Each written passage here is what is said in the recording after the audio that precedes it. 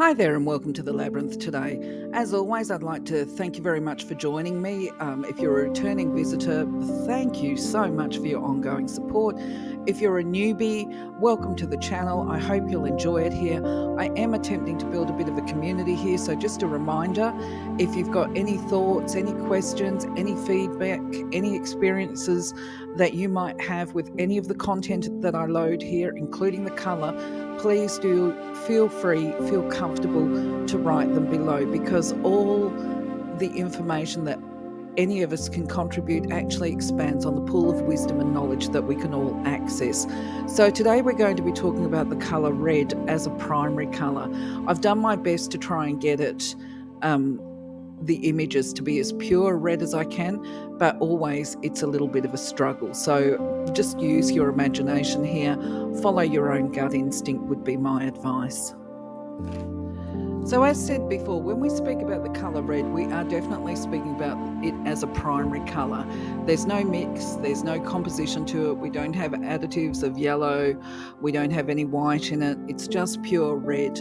Now, I used to think of red as being the colour of a letterbox, but perhaps I'm mistaken, because most of the images that I've been able to find of letterboxes to try and use for this video, they've had a bit of a crimson tone to them, or other times they look like they've got an orange or even scarlet hue, and that's not the colour or what I'm trying to convey here. I just want to talk about red in its purest form, and so I have used this image here. I've adjusted it a little bit.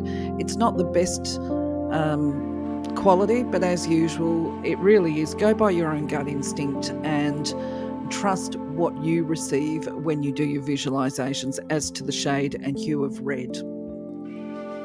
Speaking of base needs and as a diversion, I have real problems with my microphone. I'm very sorry about that. I have done so many different things, but every now and again, like on the last slide, I hear myself doing really sounds, and frankly, I get tired of re-recording, so I'm just going to leave them sit there. It probably helps to differentiate between an AI recording and a human recording anyway. So back to the content at hand. Okay, the red, as said, is associated with the base chakra. Now, it's important to understand that the base chakra governs our base needs. I think somebody said to me years ago that the base chakra is very simply described as it's what we need to survive. It's not about how we survive, if we're looking at it in its purest form. The creativity for survival comes through with the orange chakra. So essentially, it's associated with, put the things like putting food in your belly, the waste disposal of the body, the processing, and I think you get where I'm going with this, removing toxins from the body, okay? And also with procreation, which is our procreation and the life species, of course. So we're really definitely speaking about the very basic human needs, and probably what's called the base chakra.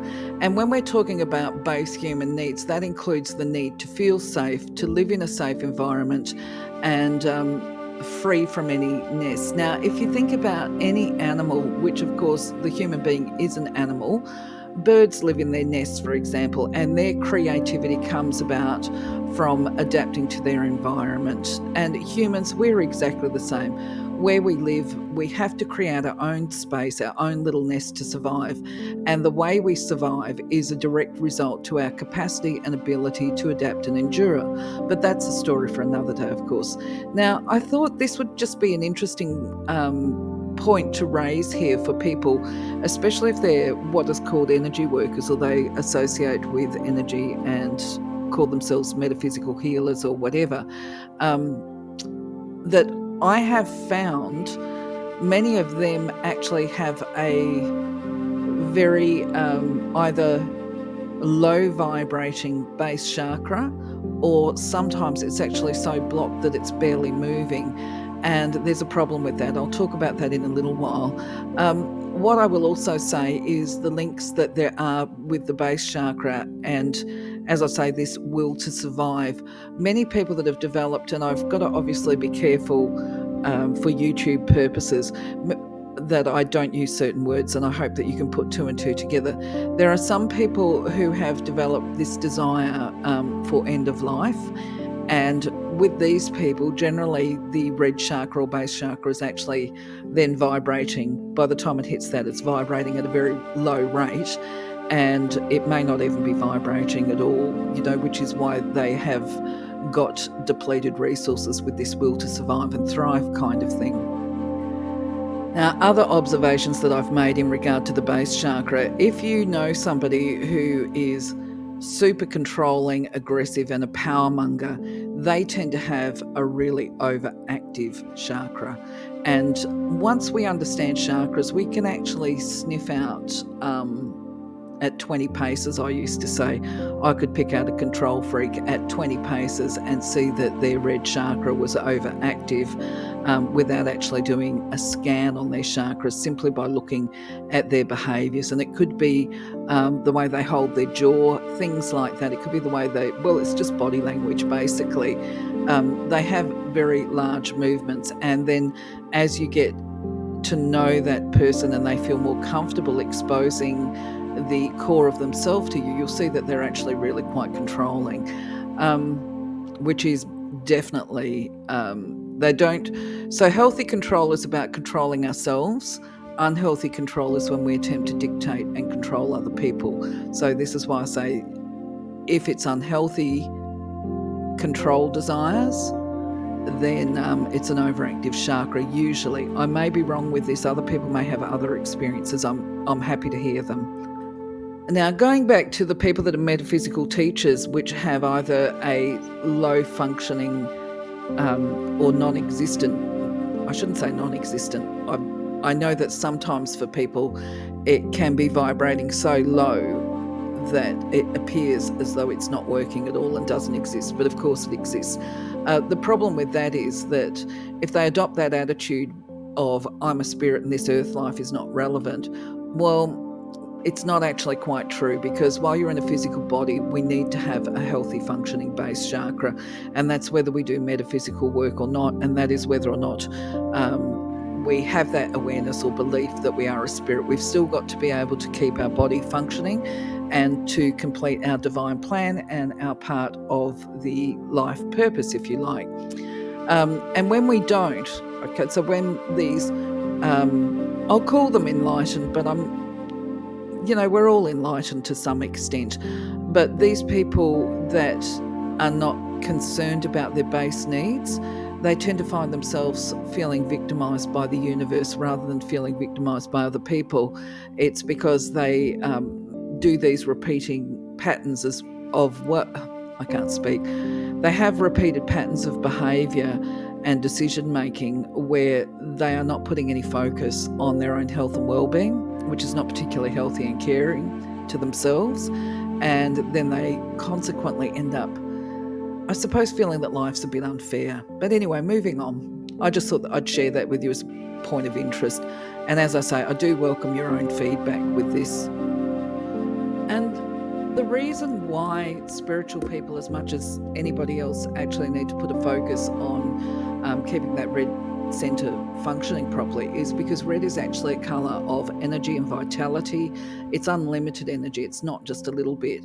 And it's got the powers, if you like, of drawing things toward us that can enhance and ensure our base survival. So if we feel that our divine path includes assisting people, well, if you're not planning a long stay, shall we say, or if you're not planning for the long run, you're limiting how many people you can actually help and heal if you're into the healing modalities. And either way, the other thing is too that the colour red is considered to draw things such as money and power towards you to help you address those base needs, those survival needs, to give you a quality of life where you can live comfortably. And of course, there's a fine line between, sometimes there's a fine line between need and greed. But either way, we all have needs, and there is no shame with having money. It's the way we make our money and how we treat people in that process. But that would be a conversation another day. Took me a long time to come to terms with that idea of money and guilt and that kind of thing. But anyway, moving on. You will know that it's associated with power because if you know anything about history, there is this idea that businessmen and women, especially if they're management and corporate execs and that kind of stuff, they tend to be drawn to wearing things like a red power suit, or for men, a red tie.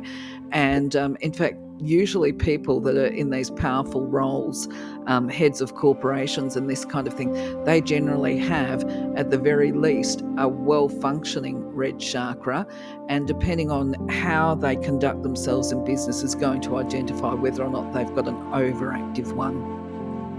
So from a healing perspective, or a physical healing perspective, the colour red is actually associated with blood circulation, and any associated disorders of the blood. Other attributes include, allegedly, it may be beneficial for the healing of wounds and disease and reducing pain, especially for those people who suffer from illnesses that create things such as cold and shivers. Red can be a warming colour for them. Other times it can be an anti-inflammatory, actually. So it's also associated with the release of adrenaline, and this is the stuff we're talking about with the base chakra. The adrenaline stimulates the mind and the body, and it makes the mind more alert and encourages the body to take actions. So people that suffer from extreme depressive symptoms, for example, and this is the type of person that I talked about before, where they feel like giving up, they would benefit from using the colour red, because this is going to stimulate new ways of thinking for them, and new solutions to potentially old problems. So as always, there's more than one way to work with the colour red, and any colour actually, and I do have some of them outlined on one of the videos that I've loaded on the colour playlist, with just a whole heap of potential healing suggestions. I mean, you can carry a red crystal, perhaps red jasper or something like that. You can wear red clothing as part of strengthening your red chakra.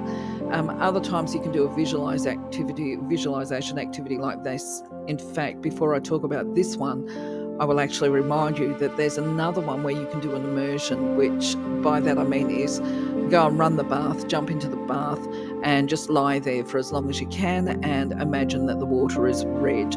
I wouldn't recommend actually putting any dyes into the bath water, because you probably come out red and then be trying to explain to people what you were doing. But that's another good strategy. And when you're doing a bath, you can use, and doing a visualization activity, you can actually put the water, make the water any colour you want it to be. And yeah, look, I'll talk about that another day. But for now, another technique that you can use is the red sword of light. And this is one that's basically aims at healing you at all auric levels, and it's about freeing yourself from pain. And just a reminder, pain is not always physical. Pain can be anguish, it can be psychological, it can be emotional. So you would use the red sword to free yourself from that kind of pain as well. So what you do is you imagine that you've got a red sword of light, and at the tip of this sword there is a red star, and you imagine that this star is infused with this incredible infinite healing power, and this sword has the power to dissolve all sickness from your body. And all you do is you touch the specific areas that you're feeling the discomfort with this tip of the sword. Of course, you're doing all of this in your mind's eye. So if it's anguish that you were dealing with or suffering, you might want to actually put the tip of the sword to your head, your brain, to support your thinking, and also at the base chakra. So basically the idea is that you touch the parts of your body that are ailing with the tip of the sword, and while you're doing it, you affirm this affirmation that you've got on the screen here. Divine intelligence, I now invoke your healing light through my body, through my mind, so that I can return to full health, vibrating with the maximum levels of light that I can carry. Thanks be. Now, just a reminder, I don't do the affirmations justice when I'm on here, because I'm talking into a microphone and I don't want to scare the bejesus out of anybody. But the idea is that you put courage of conviction into it. You don't yell, you don't scream, you're not demanding, you're stating it firmly with conviction. And when you've completed the activity, as always, you would finish by giving gratitude, giving thanks for blessings seen and unseen is one way you can do it. And then you would carry on with your day. You can also ask upon the completion of your activity, by the way, that you continue to receive healing energy for as long as your mind and body needs it. And that can be throughout the day in the course of your other activities. That's just another little tip for you. So, my friends, that's it for Red. I've finished talking about Red today, and I look forward to seeing your comments and thoughts. And even if you decide to try out any of the strategies here, that you give us some feedback and let us know how it worked for you, especially if you've got your privacy protected and you're using a moniker and not a real name, because, of course, we don't want to make people uncomfortable. But yeah, absolutely. Let us know your experiences. Thank you very much. I'm going to love you and leave you for now. I'm going to catch you on the next video. I think the next video that we're doing is on the colour scarlet, actually, which is another interesting colour. But anyway, for now, love you, leave you. Thank you for being part of my journey. Have a blessed day. Catch you on the next one. Bye-bye for now.